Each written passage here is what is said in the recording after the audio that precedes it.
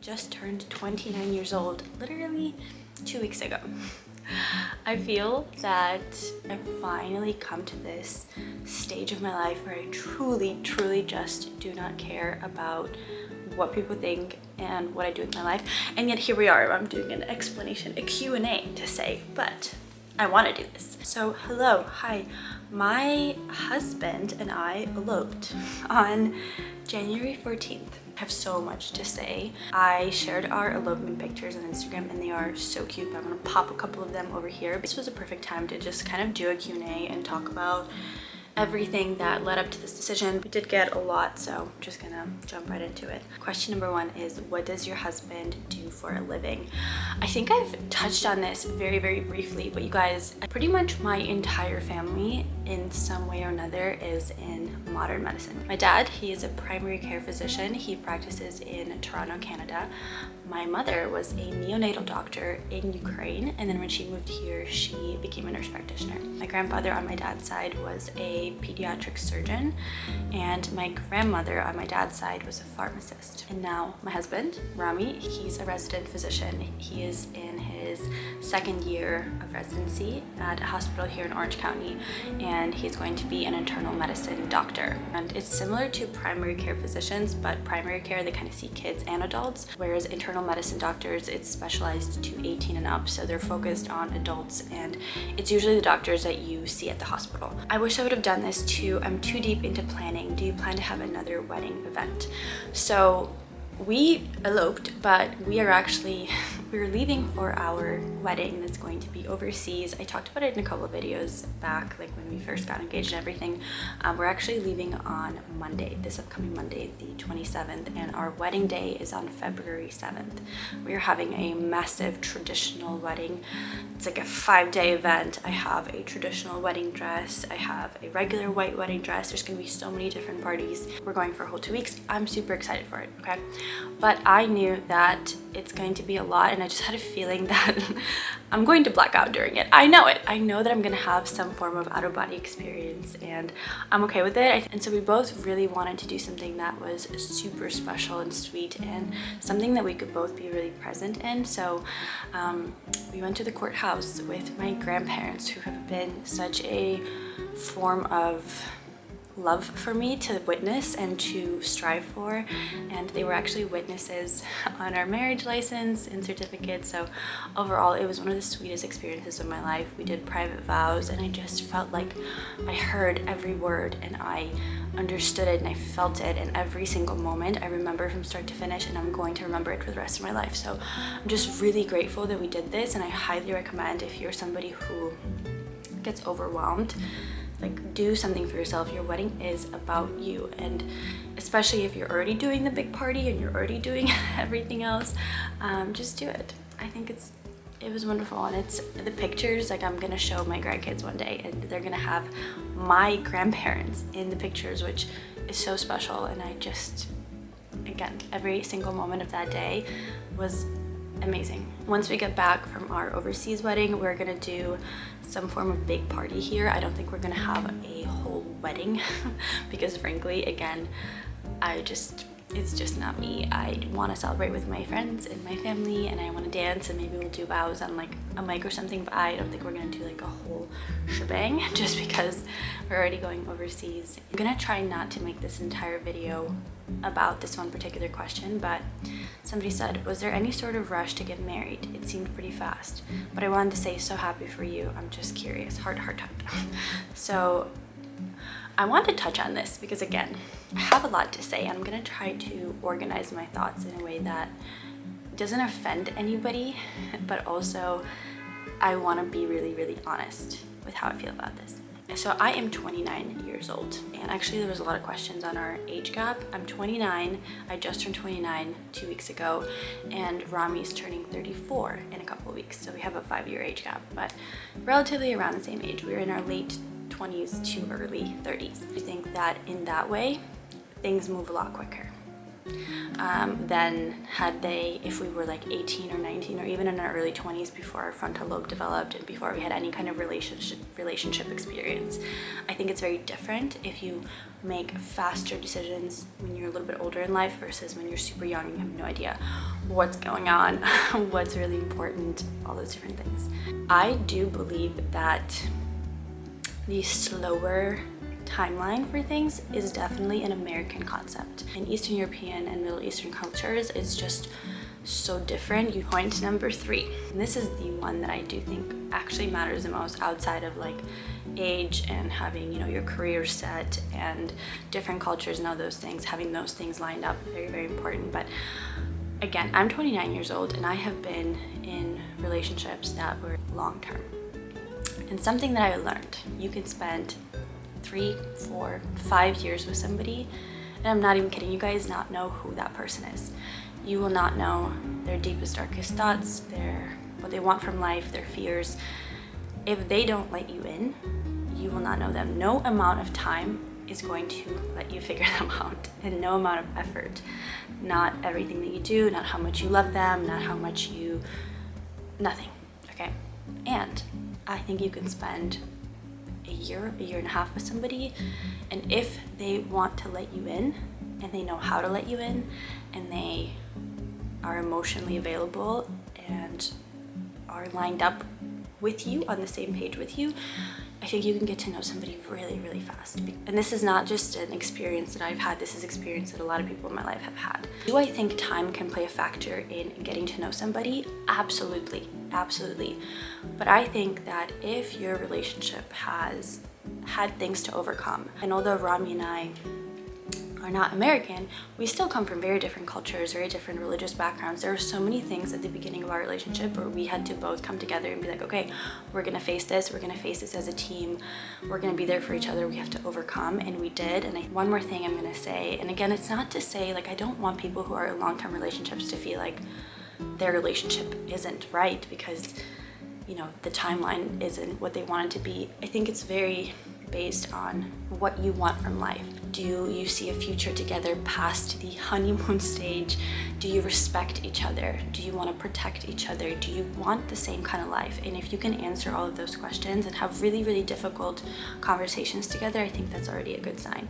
But I'll say this, the things that in my past relationships that were the reasons that like the relationship ended, I saw those things very much at the beginning. Like 6 months in, I was like, ooh, I'm having an inkling, I'm having a feeling, I'm having a thought that maybe this is gonna be a problem down the line. I wasted so much of my time. Unfortunately, unless you're somebody who doesn't want kids, who doesn't want that kind of life, then you have way more time. You can totally, you know, do, but I want those things.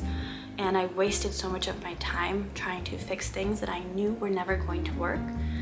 And so like, I think that taking a lot of time to see if it's gonna work, it makes sense. And I do think that there is valid points for, you know, making sure that you're not just like making decisions out of a honeymoon stage, but I also think there's just so much more that goes into it. And so in this relationship, I really made sure that we lined up on things that were going to matter 10 years, 20 years, 30, 40, 50 years from now. You have to have love, but you also have to have a lot of other things. You have to have mutual respect and understanding of each other's cultures, each other's downfalls. How are we going to resolve conflicts? Being able to see that, being able to see how each of you shows up and makes sure that the other person is safe and heard and, again, taken care of.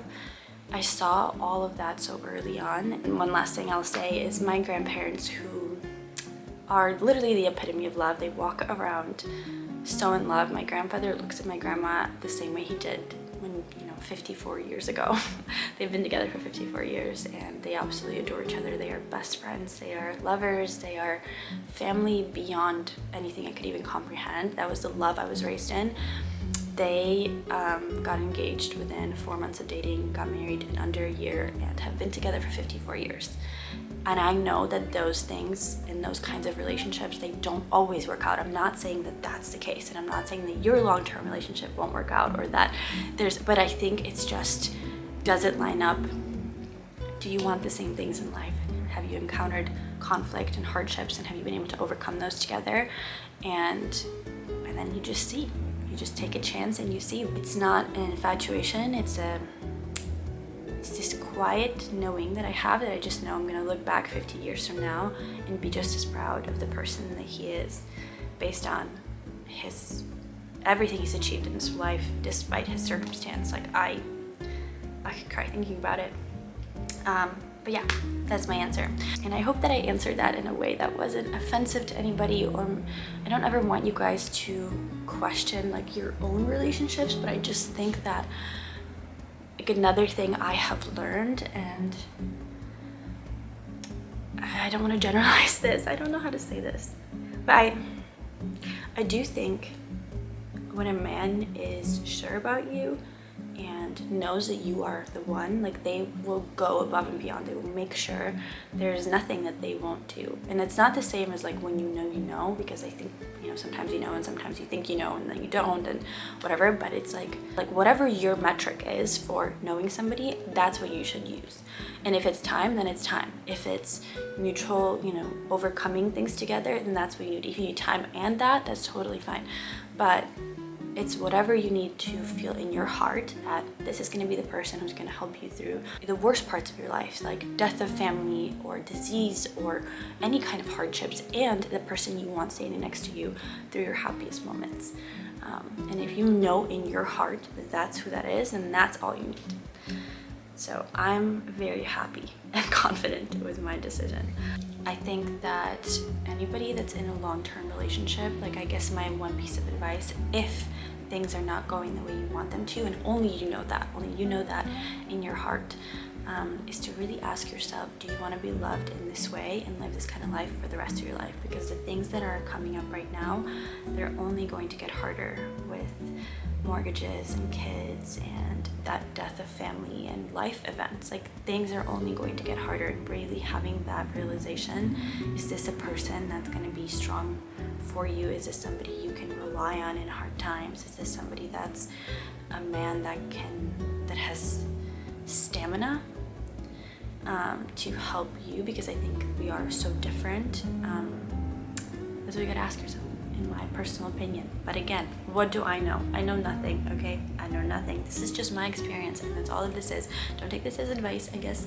I mean, maybe I said advice, but more. How do you suggest finding a partner? I'm not a fan of dating apps. Honestly, you guys, my suggestion would be to like reach out to your friends who have boyfriends and then ask them to do like group parties or group dinners and just like mingle. I think being able to be in an environment of like people bringing other people together is probably the easiest way to meet somebody, because meeting somebody at a bar is very hard, a very small chance of it working out. Dating apps are not for everyone. But I think like having your close circle expand and invite their close circle and do a big gathering together and kind of have your friends set you up, y'all. I think that's probably the best way outside of dating apps. How to create trust in yourself in a world with so many thoughts / ideas in regarding to health, wellness, relationships, and life. I think trusting yourself comes from doing the things that you said you were going to do, like committing to things and following through. I think that's the number one thing that you can do in order to build trust in yourself. I also think that losing trust in yourself, or losing trust in the things that make you you, like maybe your belief in love or your passion for certain things or your creativity or whatever it is, like losing that is one of the most devastating parts of being human. Like when I lost my belief in love, it's just an example since that's the theme of this video, I felt like I lost myself. Like that's what made me me. It's what made me a hopeful person, and I loved being hopeful. I loved believing in these things when a lot of people didn't believe in them. Miserable, but obviously somewhere deep inside of me, I still believed it, because I still went on this date, and I still, despite every voice in my head being like, it's just never gonna happen for you, things are just never gonna work out, I still trusted. I trusted Rami and what he had to say and what he was bringing, and I like allowed myself to go there one last time. But I swear to God, you guys, that was like the last time I was ever gonna do that. But I'm realizing it's like sometimes those like parts of you, they just get really, really challenged in questions, and they bury themselves really, really deep inside you. But it's like showing yourself and showing up, and like I look back now and I'm like, I thought that I had lost all hope, but obviously I didn't, because some part of me dragged me to that date and sat through it and like gained some hope back. Like it didn't get fully knocked out of me, even though it was close. So I don't know if that answers the question, but I just think like, just trust yourself. Even in times where just, you don't have to trust that things are gonna work out, but you have to trust in yourself enough that you're not gonna let them not work out. And I don't necessarily know if that makes sense, but I remember thinking like, okay, things are really bad right now, and like I'm down and I don't feel like myself, but it's still somewhere within me, and like I will let myself feel and be sad and do whatever, but like at some point I will come back from this. And that's what I needed to trust in. Not like that life's gonna work out, whatever, but it's like that I will try again. I think that's what it is. Just trust that you will at least try again. Getting over the pain of leaving someone who keeps hurting you, but you're so dependent on. Just leave. Just rip that band-aid off and leave. You really gotta sit with yourself and evaluate your life. And I think the one thing that helped me leave in the past was in love. Like my true belief in a great love story, and that love shouldn't hurt. And I know that sometimes it's gonna hurt, but it shouldn't hurt all the time. You shouldn't be questioning stuff all the time. You shouldn't be sobbing and begging and hoping and wondering and feeling alone in a relationship all the time. Sometimes, okay, like there's gonna be bumps on the road, you know, but if it continues to happen, you gotta ask yourself, do I want to be loved like this for the rest of my life? And it has to be a wholehearted yes. You have to feel it in your body. You have to know it. This is the best love, because you deserve it.